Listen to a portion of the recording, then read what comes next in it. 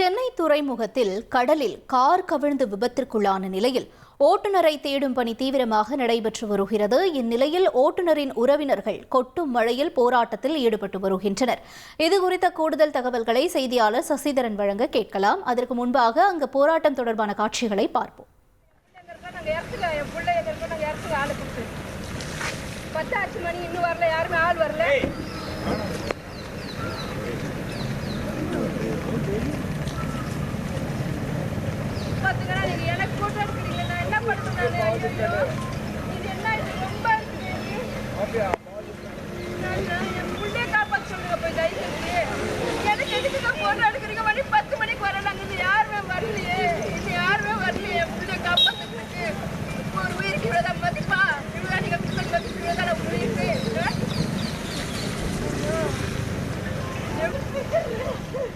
கூடுதல் விவரங்களை செய்தியாளர் சசிதரன் வழங்க கேட்கலாம். சசிதரன் வணக்கம். உறவினர்கள் தரப்பிலிருந்து என்ன சொல்லப்படுது இந்த சம்பவம் தொடர்பாக? அங்க இருக்கக்கூடிய சூழல் என்ன சசிதரன்?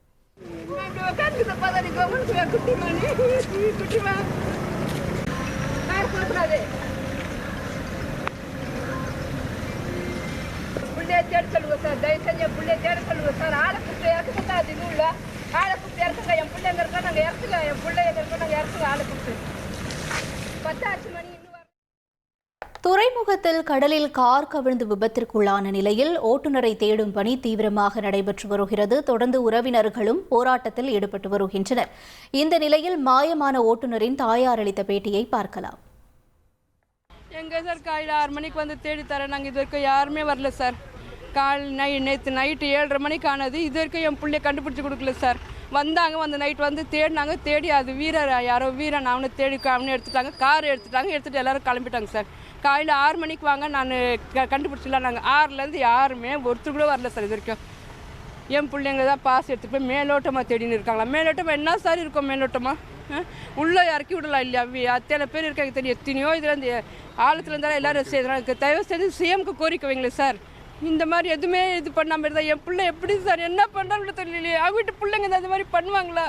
அவங்க தேட முடியலன்னா போட்டு நான் போய் தேடிக்கிறேன் சார். என் பிள்ளைய தயவு செஞ்சு விட சொல்லுங்கள் சார். என்ன சார், ஒரு உயிருக்கு அவ்வளோ இது இல்லாமல் இருக்காங்க அங்கே உள்ள கம்பெனியில். எல்லா வேலையும் நடந்துட்டு தான் இருக்குது. என் பிள்ளைய தேடுற வேலை மட்டும் நடக்கல போல இருக்குது. அப்போ அந்த காருக்குள்ள மதிப்பு கூட என் பிள்ளைக்கு இல்லைங்களா இங்கே?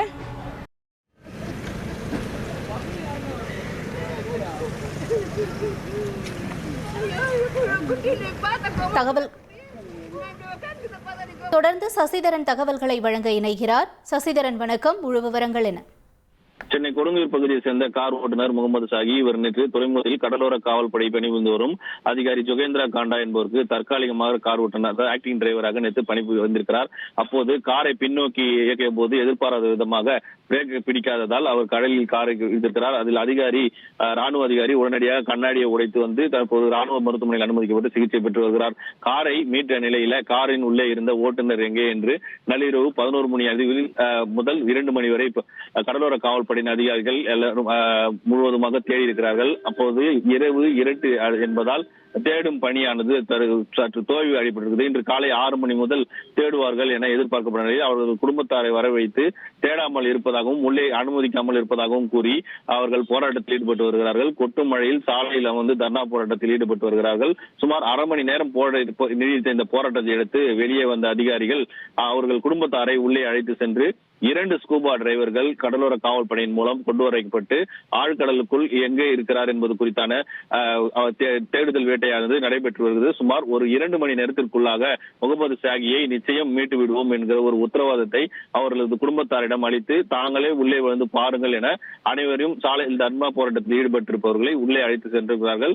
தொடர்ந்து அவரை தேடும் பணியானது நடைபெற்று வருவதாகவும் அதிகாரிகள் தரப்பில் தகவல் தெரிவிக்கப்பட்டிருக்கிறது. நன்றி சசிதரன்.